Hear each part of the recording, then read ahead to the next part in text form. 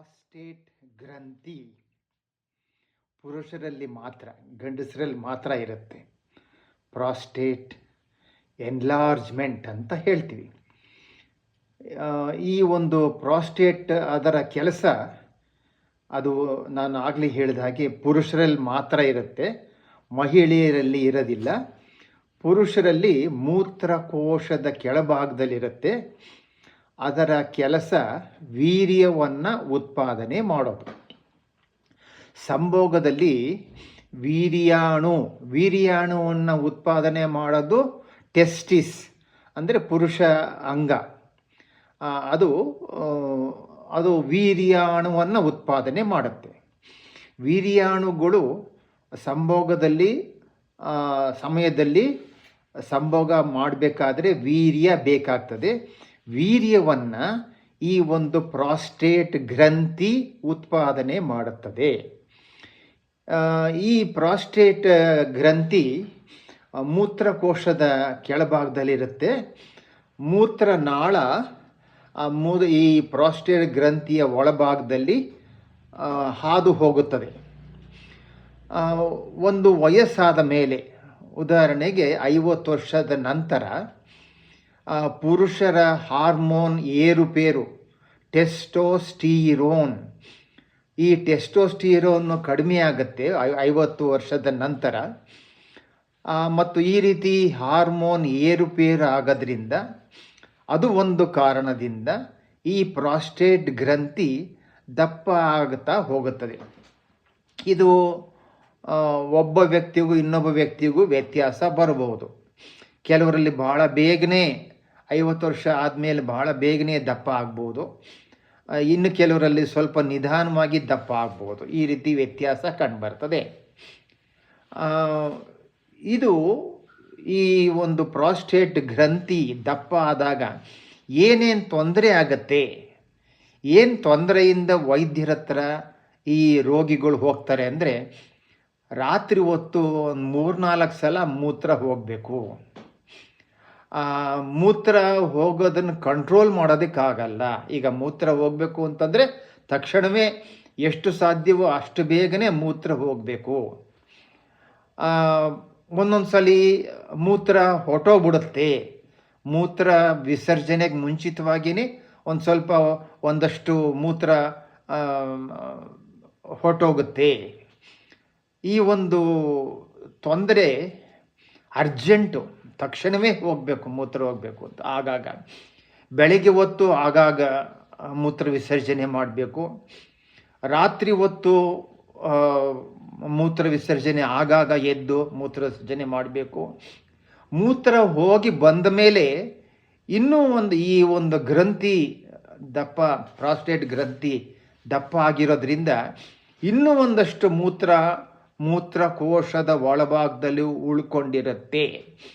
ಆದ್ದರಿಂದ ಮೂತ್ರ ಹೋಗಿ ಬಂದು ಪುನಃ ಇನ್ನೊಂದು ಸಲ ಮೂತ್ರ ಹೋಗಬೇಕು ಎಂತಕ್ಕಂಥ ಈ ಒಂದು ತೊಂದರೆ ಪುರುಷರಲ್ಲಿ ಕಂಡುಬರ್ತದೆ. ಈ ಒಂದು ಪ್ರಾಸ್ಟೇಟ್ ಗ್ರಂಥಿ ದಪ್ಪ ಆಗೋದ್ರಿಂದ ಇದನ್ನು ಹೇಗೆ ಸರಿ, ಈ ತೊಂದರೆ ಇದೆ, ಪದೇ ಪದೇ ಮೂತ್ರ ಹೋಗಬೇಕು, ವಯಸ್ಸಾಗಿದೆ, ನನಗೆ 50 ವರ್ಷಕ್ಕಿಂತ ಜಾಸ್ತಿ ಆಗಿದೆ, ಪದೇ ಪದೇ ಮೂತ್ರ ಹೋಗಬೇಕು, ರಾತ್ರಿ ಎಲ್ಲ ಮೂತ್ರ ಹೋಗಬೇಕು ಅಂತಂದಾಗ ವೈದ್ಯರು ಸ್ಕ್ಯಾನ್ ಮಾಡಿಸ್ಕೊಂಬನ್ನಿ, ಈ ಹೊಟ್ಟೆ ಮತ್ತು ಈ ಹೊಟ್ಟೆಯ ಕೆಳಭಾಗದ ಭಾಗವನ್ನು ಸ್ಕ್ಯಾನ್ ಅಲ್ಟ್ರಾಸೋನೋಗ್ರಫಿ ಮಾಡಿಸ್ಕೊಂಡು ಬನ್ನಿ ಅಂತಂದಾಗ ಸ್ಕ್ಯಾನ್ ಮಾಡಿದಾಗ ಈ ಒಂದು ಪ್ರಾಸ್ಟೇಟ್ ಗ್ರಂಥಿ ದಪ್ಪ ಆಗಿದೆ ಅಂತ ಗೊತ್ತಾಗತ್ತೆ.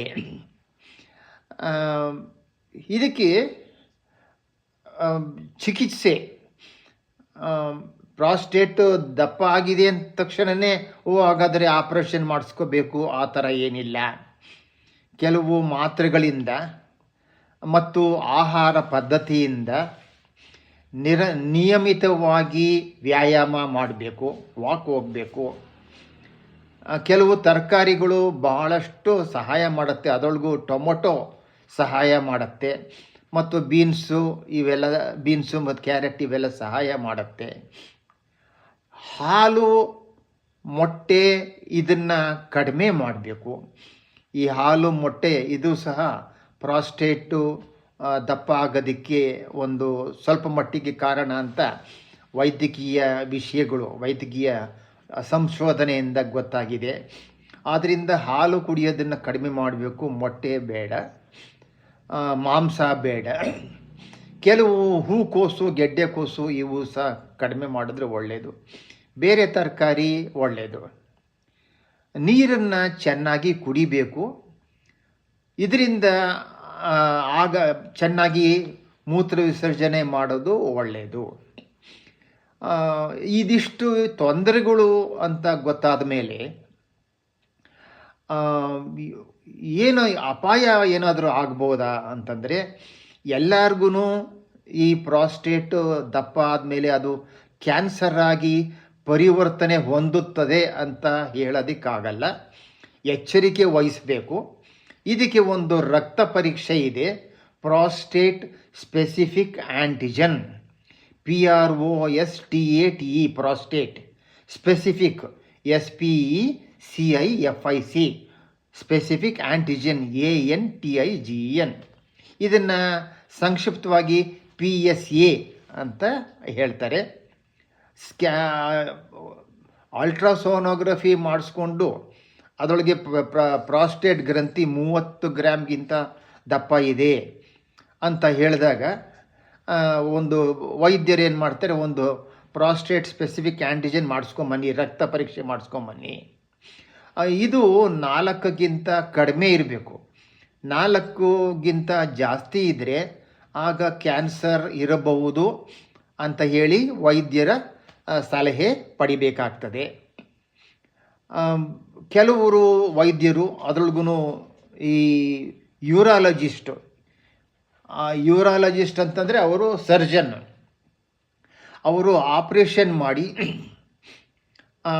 ಈ ಒಂದು ತೊಂದರೆಗೆ ಪರಿಹಾರ ಕೊಡ್ತಾರೆ. ಆಪ್ರೇಷನ್ ಹೇಗೆ ಅಂತಂದರೆ, ಆ ಮೂತ್ರನಾಳ, ಈಗ ಮೂತ್ರದ್ವಾರ ಇದೆಯಲ್ಲ, ಅದರ ಮುಖಾಂತರನೇ ಹೋಗಿ ಟ್ರಾನ್ಸ್ಯೂರಿಥ್ರಲ್ ಪ್ರಾಸ್ಟೆಟೆಕ್ಟಮಿ, ಮೂತ್ರದ್ವಾರದ ಮುಖಾಂತರ ಶಸ್ತ್ರಚಿಕಿತ್ಸೆ ಮಾಡಿ ಆ ಪ್ರಾಸ್ಟೇಟ್ ಗೆಡ್ಡೆಯನ್ನು ತೆಗಿತಾರೆ. ಇತ್ತೀಚೆಗೆ ನಾವೆಲ್ಲ ಸ್ಟೂಡೆಂಟ್ ಆಗಿದ್ದಾಗ 2 ಸಲ ಆಪ್ರೇಷನ್ ಮಾಡ್ತಿದ್ರು. ಹೊಟ್ಟೆ ಭಾಗದಲ್ಲಿ ಆಪ್ರೇಷನ್ ಓಪನ್ ಮಾಡಿ, ಕೆಳಭಾಗದಲ್ಲಿ ಆಪ್ರೇಷನ್ ಮಾಡಿ ಆ ಒಂದು ಗೆಡ್ಡೆಯನ್ನು ತೆಗೆದು, ಈ ರೀತಿ ಈಗ ಭಾಳ ಸರಳವಾಗಿದೆ. ಈ ಮೂತ್ರದ್ವಾರದ ಮುಖಾಂತರನೇ ಆ ಪ್ರಾಸ್ಟೇಟ್ ಗೆಡ್ಡೆಯನ್ನು ತೆಗಿತಾರೆ, ಆ ಶಸ್ತ್ರಚಿಕಿತ್ಸೆಯನ್ನು ಮಾಡ್ತಾರೆ. ಇತ್ತೀಚೆಗೆ ಲೇಸರ್ ಚಿಕಿತ್ಸೆ ಇದೆ. ಇದರ ಮುಖಾಂತರ ಒಂದು ಪ್ರಾಸ್ಟೇಟ್ ಗ್ರಂಥಿ ದಪ್ಪ ಆಗಿರೋದನ್ನು ಅದನ್ನು ಶಮನಗೊಳಿಸ್ತಾರೆ. ಹೀಗೆ ಸೌಕರ್ಯ ದಿನೇ ದಿನೇ ಹೆಚ್ಚುತ್ತಾ ಇದೆ. ನಾವು ಎಲ್ಲರಿಗೂ ಆಪ್ರೇಷನ್ ಬೇಕಾಗಿಲ್ಲ. ಅದರ ಪ್ರಾಸ್ಟೇಟ್ ಗ್ರಂಥಿಯ ಬೆಳವಣಿಗೆಯನ್ನು ಹತೋಟಿಯಲ್ಲಿಡೋದಕ್ಕೆ ವೈದ್ಯರು ಮಾತ್ರೆನೂ ಸಹ ಬರ್ಕೊಡ್ತಾರೆ. ಟಾಮ್ಸಿಲೋಸಿನ್, TAMSULOSIN, ಟಾಮ್ಸಿಲೋಸಿನ್ ಮಾತ್ರೆಗಳು. ಇನ್ನು ಕೆಲವರಿಗೆ ಟಾಮ್ಸಿಲೋಸಿನ್ ಮಾತ್ರೆಗಿಂತ ಸಿಲಿಡೋಸಿನ್, SILODOCIN, ಸಿಲಿಡೋಸಿನ್ ಮಾತ್ರೆ ಹೆಚ್ಚು ಪರಿಣಾಮಕಾರಿಯಾಗಿ ಕೆಲಸ ಮಾಡುತ್ತೆ. ಅವ್ರಿಗೆ ಈ ತೊಂದರೆ, ಅರ್ಜೆಂಟ್ ಮೂತ್ರ ಹೋಗಬೇಕು, ಪದೇ ಮೂತ್ರ ಹೋಗಬೇಕು ಮುಂತಾದ ಈ ತೊಂದರೆಯ ಚಿಹ್ನೆಗಳು ಕಡಿಮೆ ಆಗತ್ತೆ. ಇದು ಪ್ರಾಸ್ಟೇಟು ರಾತ್ರಿಯೆಲ್ಲ ನಾನು ಪದೇ ಹೇಳಬೇಕು ಅಂದ ತಕ್ಷಣವೇ ನನಗೇನೋ ಕ್ಯಾನ್ಸರ್ ಬಂದುಬಿಟ್ಟಿರಬೇಕು ಅಂತ ಹೆದರಬೇಕಾಗಿಲ್ಲ. ವೈದ್ಯರ ಸಲಹೆ ಪಡೆಯಿರಿ.